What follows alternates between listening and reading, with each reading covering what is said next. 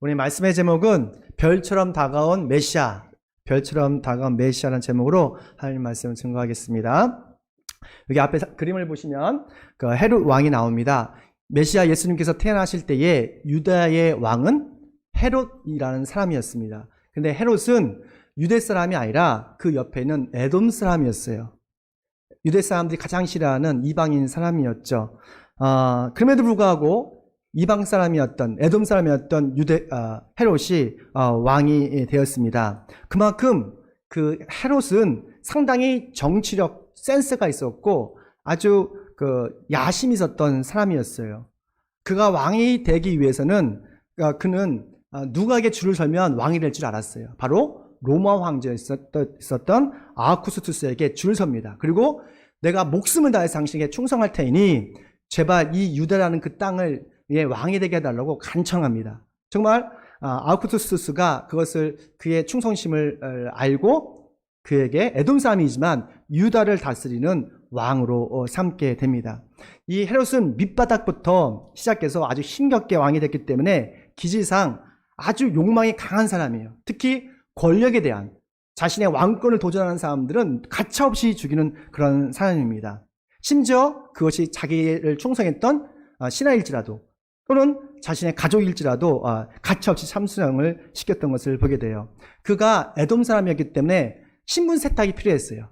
신분 세탁을 가장 쉽게 할 수 있는 방법은 유대 사람과 결혼한 것이죠. 바로 대제사장이었던 히르카스누스 2세의 손녀 마리암네라는 여인과 결혼을 하게 됩니다.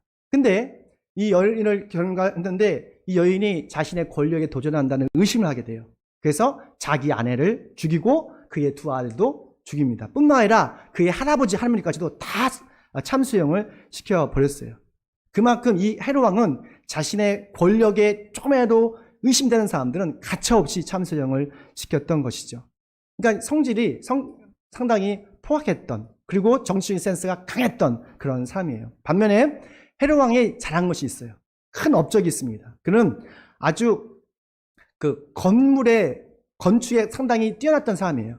그래서 예루살렘 성전도 재건을 하게 되고 주변에 있는 요새들과 건물들을 다시 재건을 많이 했습니다. 사실은 이 건축을 하는 것도 그 백성들의 민심을 얻기 위해서 예루살렘 성전도 재건했던 거예요. 그만큼 그 헤롯 왕이의 업적으로 보면 많은 건물을 세웠던 것이죠. 지금 이스라엘에서 볼 수 있는 대부분의 그런 건물이 바로 헤롯 왕이 건축했던 것이라고 합니다. 그래서 이 헤롯 왕은 점점 자신의 왕권을 아주 강력하게 탄탄하게 세워갈 때쯤이 됐던 거예요. 그게 이 사람이 바로 BC 40년부터 4년까지 살았던 사람이죠. 근데 어느 날 갑자기 동방 박사들이 메시아를 보고 왔다는 거예요. 그리고 헤롯 왕과 그의 귀족들에게 아니 유대 왕이 어디 있습니까? 유대의 왕이 태어났는데 어디 있습니까? 라고 물었어요. 사실 저도 이스라엘 가봤지만 밤하늘의 별들이 엄청 많아요. 별들이 셀 수 없이 많아요. 근데 그 중에서 어떤 것이 메시아의 별인지를 아는 것은 그렇게 쉽지가 않아요. 근데 동방박사들은 그 메시아의 별을 보고 왔다는 것이죠. 우리 함께 있습니다. 시작. 그렇습니다. 메시아 별은 모든 사람이 볼 수 있는 것이 아니에요. 교회만 나온다고 메시아의 별을 보는 것이 아니라 바로 메시아를 갈망하는 사람들, 메시아를 소망하는 사람들이 별을 볼 수가 있는 거예요. 동방박사들이 세 사람이라고 하잖아요. 근데 세 사람이 아니에요. 성경을 보면 동방박사들이라고 했어요. 아마도 사절단이 왔을 것 같아요. 그를 수행하는 많은 사람들이 왔을 거예요. 그들은 바로 다니엘의 후손들이었죠. 아마 다니엘이 말했을 거예요. 몇백 년 후에는 분명히 메시아가 오실 것이다. 그걸 계속적으로 가르쳤겠죠. 그리고 그 시간이 지난 후에 그들은 그 마음속에 메시아에 대한 갈망이 강했어요. 소망이 있었어요. 그래서 1500km라는 그 먼 거리를 수많은 사람들과 함께 수행들과 함께 왔던 것이죠. 우리 2절 함께 있습니다. 시작. 유대인의 왕으로 나신 이가 어디 계십니까? 우리가 동방에서 그의 별을 보고 그의 경배로 왔습니다. 아멘. 참 이거 보면서 참 안타까운 마음이 있었어요. 아니 1500km라는 그 먼 거리에서 많은 그 동방박사들이 그 메시아의 별을 보고 주님을 찾으러 왔는데 그 예루살렘이라는 바로 그곳에서는 누구도 메시아의 별을 보지 못했어요. 저 멀리서만 보이는 별이 아니거든요. 왜냐면 그 별이 동방에서부터 계속 예루살렘으로 왔잖아요. 그럼 예루살렘은 더 잘 보일 거 아니에요. 근데 헤롯 왕도 그렇고 그 귀족들도 그렇고 백성들도 다 그거를 별이 그냥 별인가 보다 생각했어요. 왜 그들은 그를 보지 못했을까요? 왜 메시아의 별을 보지 못했을까요? 그들은 메시아에 대한 소망이 없었어요. 갈망이 없었어요. 교회도 우리가 4번째 가대강절을 드리잖아요. 근데 하나님에 대한, 주님에 대한 갈망함이 있을 때 교회에 나올 수가 있는 거예요. 하나님에 대한 소망이 있을 때 우리는 비대면이라도 유튜브를 통해서 말씀을 들을 수가 있는 거예요. 근데 많은 사람들이 너무 바쁜 거예요. 분주한 거예요. 자기 일에. 그래서 메시아 별이 왔음에도 불구하고 그 아름다운 별을 보지 못하고 알지도 못하는 거죠. 그래서 하나님께 주신 그런 기쁨과 평안을 누리지 못하는 거예요. 분명히 하나님께서는 이사야, 미가, 또 말라기 예언자를 통해서 계속적으로 말씀하셨어요. 곧 영광스러운 메시아가, 인류의 구원자가 오실 것이다. 베들레헴에 태어날 것이다. 라고 분명히 말씀하셨어요. 근데 탐욕스러웠던 헤롯 왕, 그런 왕권을 지키기 위해서 천하에 대해 있어서 그 메시아 별을 보지 못했어요. 귀족들은 쾌락을 주기 위해서 보지 못했어요. 장사꾼들은 돈을 벌기 때문에 너무 분주해서 볼 수가 없었어요. 메시아의 별을 볼 수 있는 사람은 오직 메시아를 갈망하는 사람들, 소망하는 사람들, 저와 여러분 같은 사람입니다. 우리 2021년도 한 15일이면 끝나잖아요. 연말 연시되면 사람들이 많이 분주해져요. 1년 동안 마무리한다고 송년회, 막년회 하면서 술 파티하고 게임 파티하고 영화 보러 가고, 그래서 메시아의 별이 오는지 왔는지 오고 있는지도 생각이 없어요. 우리 더블 성도들은 메시아의 별을 바라보기를 축원합니다. 정말 소망을 가지고 갈망을 가지고 별을 바라보십시오. 그러면 세상에 알 수도 없는 그런 기쁨과 평안을 주실 걸 믿습니다. 그리고 그 예수님을 만남을 통해서 정말 큰 기쁨을 누리게 될 것입니다. 함께 있습니다. 시작. 메시아의 별은, 아멘. 메시아의 별은 주님을 소망하는 사람에게만 아주 큰 기쁨을 줍니다. 행복하십니까?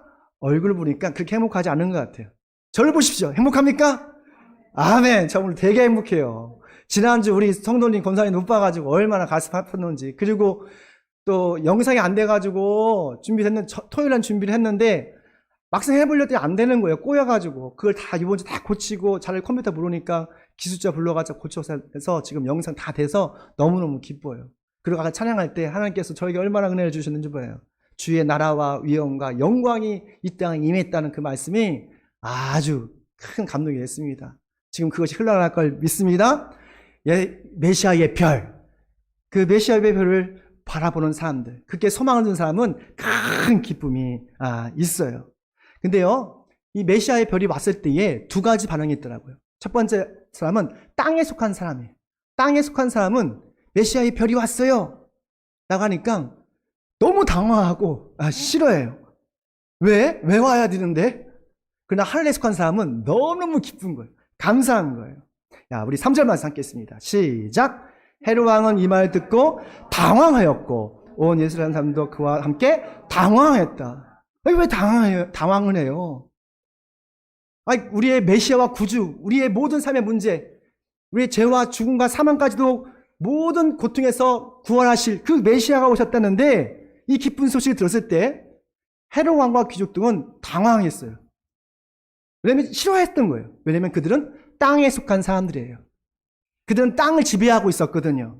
그들은 세상의 주인으로서 살고 싶었어요. 세상의 주인으로서 사람들을, 백성들을 지배하고 군림하고 싶었기 때문에 메시아가 오는 게 싫은 거예요. 지금도 많은 사람들이 세상의 주인으로 살아가는 사람들이 참 많습니다. 세상의 주인은 하나님이세요. 우리는 단순히 청직이잖아요.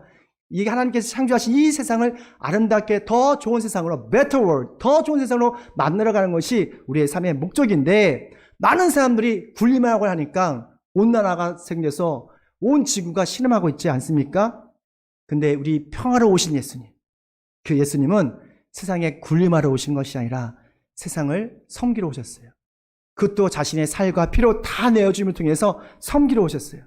그래서 마태복음 20장 28절에 인자가 온 곳은 섬김을 받으러 온 것이 아니라 도리어 섬기려 하고 모든 사람들, 저와 여러분을 섬기셔서 자신의 몸값을 치러 오셨다고 말씀하셨습니다. 그리고 자신이 진짜로 십자가에서 죽으심을 통해서 이 말씀을 이루셨어요.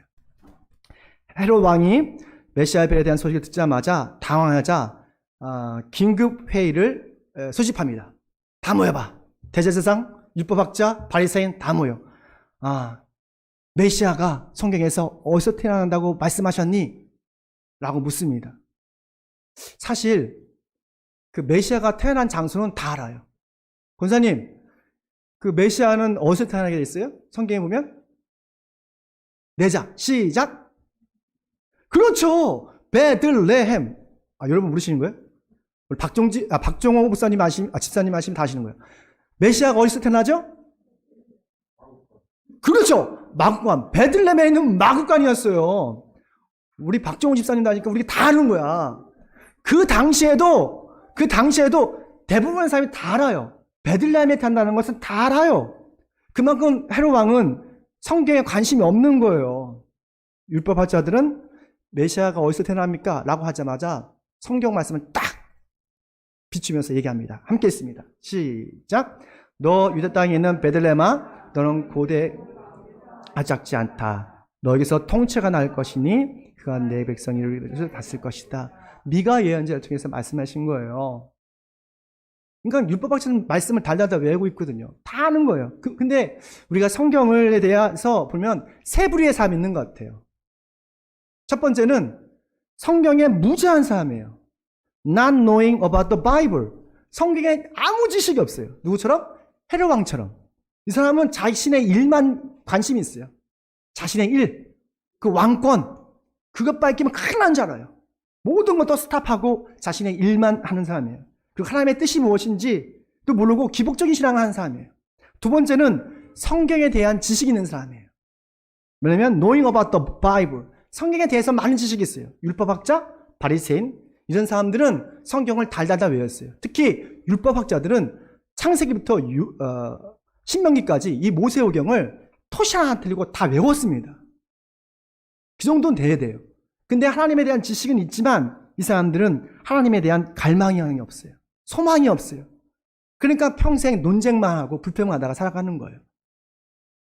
세 번째가 있어요. 바로 성경을 아는 사람이에요. 그러니까 성경을 아는 사람이라는 것은 성경에 대한 지식뿐만 아니라 그것을 믿는 사람이에요. 동방박사와 목자들처럼 하나님에 대한 지식은 부족할지 모르지만 메시아에 대한 소망, 하나님에 대한 소망이 있기 때문에 그 별을 보고 기뻐할 수 있는 사람들, 그리고 영접할 수 있는 사람들이에요. 저와 여러분들 같은 사람들이죠. 그래서 호세아 예언자는 열심으로 여호와를 알자. 열심으로 여호와를 알자. 우리 열심으로 돈을 버는 것보다 열심으로 누굴 알자고요? 하나님을 알자. 성경을 알자라는 거예요. 성경을 경험하자라는 거예요. 정말 2022년에 또한 25성탄절 전에 그런 역사가 여러분에게 있기를 축원합니다. 우리가 정말로 메시아를 소망하는 사람들은 성에 대한 지식을 넘어서 성경을 알고 경험하는 사람들이 돼요. 그 성경을 알면, 경험하면 어떻게 돼요? 우리 마음에 기쁨이 충만합니다. 함께 있습니다. 시작. 기뻐했다. 할렐루야. 기뻐하십시오. 네, 우리 뭐 때문에? 메시아의 별이 오셨어요. 메시아의 별이 왔고 또한 오고 있고 또 우리는 믿음으로 그분을 영접했습니다. 하나님의 은혜로 성경하는 사람은 메시아를 별로 크게 기뻐하고 감사하는 사람입니다. 밖에 엄청 춥더라고요. 눈도 많이 오고. 하지만 메시아를 소망하는 사람들은 즐거움이에요. 이 비끄러운 길길에서도 그래도 이겨내면 주님께서 값진 은혜를 주시겠지라고 달려오는 그런 사람들이에요. 왜? 메시아에게 소망이 있기 때문에. 세상에 소망이 있는 것이 아니라 하나님께 소망이 있기 때문에. 정말 성탄절에 하나님께 소망을 누리시길 축원합니다. 그러면 정말 세상에 알 수도 모를 수 있는 그런 행복과 기쁨을 누릴 걸 믿습니다. 마지막입니다. 함께 있습니다. 시작. 아멘. 정말 메시아의 별이 주인공이 아니에요. 메시아의 별을 통해서 누구? 그 주님을 만난 사람이 자신의 가장 귀한 것을 주님께 드릴 수가 있는 것이죠. 성경에 보니까 별이 쭉 왔다고 했어요. 그렇죠? 동방마스를 이끌었다고 했습니다. 그 순례 여정을 한 1,500km 걸었으니까 엄청 먼 거죠. 부산에서 신의주까지 간 것 같아요. 쫙 걸어서 갔습니다. 그런데 갑자기 그 별이 아까 우리 박종 호치사 말씀한 대로 마구간에 탁 쓰는 거예요. 그들은 아마도 인류의 메시아가 오셨는데 어떻게 이렇게 험한 곳에서 태어날 수 있을까? 좀 혼란스러웠을 것 같아요. 하지만 메시아에 대한 소망이 있었기 때문에 그 초라한 그 마구간에 들어갑니다. 그 초라한 마구간 안에는 정말로 산모와 아기가 있었어요. 우리 함께 있습니다. 시작! 그들은 그 집에 들어가서 아기가 그의 어머니 마리와 함께 있는 것을 보고 엎드려서 그에게 경배했다. 그리고 그들의 보물 상자를 앞열어서 아기에게 황금과 유황과 보력을 예물을 드렸다. 아멘. 이 동방마사들이 이 허름한 마구간에서 메시아가 계실 것이다, 인류의 구원자가 계실 거라는 것은 아마 상상도 못했을 거예요. 근데 여러분 아십니까? 하나님은 우리의 상식과 편견을 깨고 하나님의 위대한 일을 할 때가 많아요. 근데 우리가 그것을 우리가 믿음의 눈으로 바라보면 하나님의 섭리가 있음을 알 수가 있어요. 그 마구간에 태어나신 분은 메시아였어요. 하나님의 아들이었어요. 많은 사람들은 높은 자리, 윗자리를 추구하는데 우리 예수님은 낮은 자리, 겸손한 자리를 말씀하고 계신 거예요. 빌립보서 2장에 나오는 그 겸손이죠. 원래 예수님은 하나님이셨지만 하나님 됨을 포기하시고 우리를 너무 사랑하셔서 인간이 되셨던 그 마구간에 태어나셨던 그 자신의 겸손을 드러나고 있는 것입니다. 메시아의 별 따라 소망을 품고 찾아온 그 동방마사들은 마리아와 그 아기를 보자마자 주저함없이 무릎을 푹 꿇고 엎드려 경배를 드렸어요. 그리고 지금까지 갖고 왔던, 간직했던 보물상자를 턱 엽니다. 그 보물상자에 뭐가 있었죠? 여러분이 좋아하는 황금이 있었어요. 그리고 유황, 그리고 모략이 있었어요. 이 세 가지는 예수님의 어떤 사역적인 의미를 의미하고 있어요. 그러니까 황금은 정결이잖아요. 왕권, 예수님의 왕의 왕, 모든 인류의 왕으로 오신 예수님을 의미하는 거고, 유향은 바로 예수님의 신성, 하나님이심을 의미하는 거고, 모략은 사람이 아프거나 다쳤거나 죽거나 할 때 바르는 거거든요. 바로 예수님의 고난과 죽음을 상징하는 거였죠. 그래서 이 세 가지를 꺼내서 예수님께, 마리아에게 드리는 겁니다. 어떻게 이 동방마사는 아낌없이 자기의 가장 귀중한 것을 드릴 수 있었을까? 그러면 바로 메시아에 대한 소망, 하나님에 대한 소망이 간절했기 때문에 그래요. 메시아가 오시면 세상의 모든 전쟁이 멈추고 평화가 올 거라는 것을 기대하고 있었어요. 그런 소망을 갖고 있었어요. 하나님 나라가 이 땅에서 실현될 것이라는 그런 소망이 있었어요. 더 이상 전쟁이 없고 싸움이 없고 미움 다툼 시기 질투가 없는 그런 하나님의 나라, 하늘나라가 이루어지길 너무너무 소망했거든요. 그러니까 자신의 가장 귀한 것을 주님께 드릴 수가 있었던 거예요. 정말 하나님 나라가 실현됐습니까? 아멘. 예수님께서 태어나시고 30년 후에 첫 번째 하신 말씀이 있어요. 회개하라! 하늘나라가 가까이 왔다. 예수님께서는 이 땅에서 하늘나라를 이루신 거예요. 그리고 복을 믿어라! 라고 말씀하신 거예요. 그래서 누구든지 예수 그리스도를 믿으면 우리는 하늘나라를 내 마음속에, 나의 가정, 직장, 이 모든 세계에서 이뤄나갈 수가 있는 겁니다. 그렇다면 별처럼 다가온 메시아 예수께 우리가 드릴 가장 좋은 물건은 무엇일까? 여러분이 가장 좋아하는 게 무엇입니까? 여러분이 가장 많이 투자하는 시간이 무엇이에요? 우리가 시간이 될 수 있고, 재정이 될 수 있고, 우리 직분이 될 수 있어요. 정말 자신의 전부를 드렸던 예수님처럼 우리도 주님께 가장 좋은 곳으로 주님께 감사하고 기뻐하시는 저와 여러분 되시길